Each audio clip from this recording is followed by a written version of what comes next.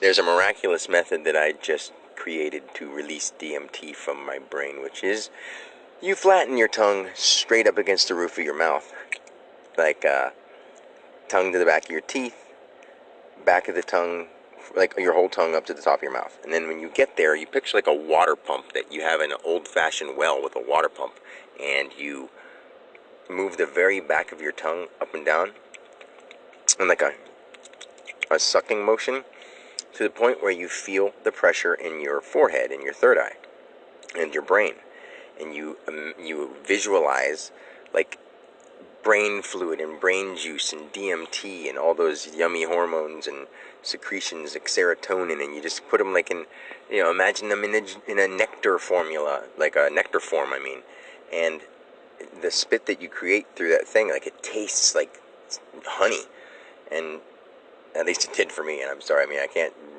guarantee that it'll be like that for everybody, but so then I meditated after that, and as I was meditating, I went off. I forgot that I had done that tongue thing, and I went to a different planet. I saw my mom. I went, like, she was just hanging, like, everything spun around and spun around and spun around, and there was beings with, like, little backwards kneecap legs. Like, their legs didn't have feet. It was like their legs looked like a backward, like their face was forward, and the legs came backwards off their butts, like, and their kneecaps were facing the opposite way that ours do. But all it was is like from the thigh down to the kneecap, and it ended there, but it was facing backwards. And then, like, it turned towards me and morphed into this, like, arms and shoulders, like, crouched down like one of those, it was standing on four legs kind of thing. It was really pleasant and kind, like nothing is. And these beings came up to me when I went to this certain place because they could read my mind. Everyone could feel everyone's emotions. And as soon as I got there, I felt like this thing in my brain just pulsating. Like I felt like everyone was scanning me, and I could feel what they were scanning. And these beings, which I believe were my guardian angels, just showing up in that form, like came up to me and basically said we can all read each other's minds. We don't really speak out loud here, and if you have any fear, you have to go somewhere else, because we can't have fear here, because fear causes people to create problems. So we can't have anyone here who has any fear. And I was like, well, thank you. I didn't mean to be fearful, but I just didn't know what just happened. And I actually had to come back to myself to remember that I did that tongue thing that released the DMT.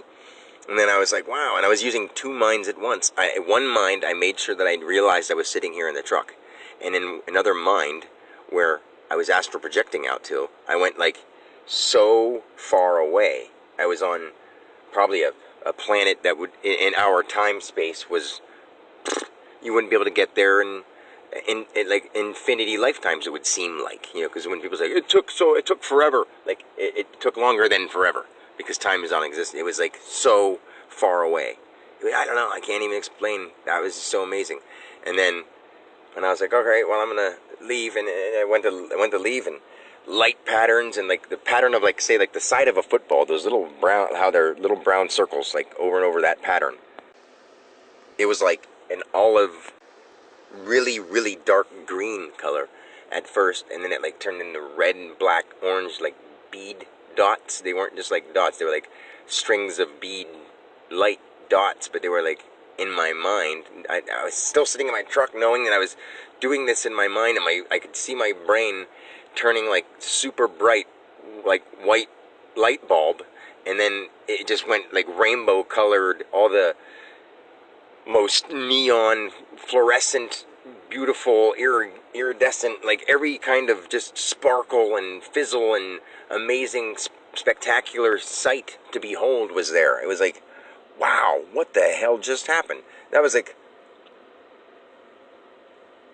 what happened the first time, that was like a different being's interpretation of that. Just today, October 4th, 2019. After I had a really stressful day, and I was thinking, like, man, I'm so polite to people, and they just act rude to me for no reason, because they're miserable at their job, and it's getting really tiring to go through the human life, because I have to have my job, and I have to make money for now, until I can get myself out there, and I don't want to trend and hashtag and be doing popular cool stuff, because I'm not trying to get out doing that. But like, if I have to play the game like that, I'd rather do that than play the government game or the court game to do this little knick-knack shit while I work a job and barely make it by and don't get to see my kids. I deserve better than this. We all deserve the best, and I definitely deserve better than this. As a human being, I deserve better than this. But because I'm being honest about the fact that I'm the chosen one who can teach people how to do some amazing stuff that's really fun and healthy and good for you. This is nothing harmful, and it's not rude to anybody. It's actually loving, and it'll teach you what we are, and you will love everyone and everything. If the president and if all the government officials did this, and whatever people think is called Illuminati, or anybody in the world would learn from me in 3 months, it would change the world. If everyone could focus their attention for 20 minutes a day for 3 months, the world would change. The world would become what we want it to. Not what I want it to. Not what you want it to, but what everybody wants it to be. We'd leave each other alone in negative ways, and we'd group up and find people. We can all find people who do what we do because now we have social media for that.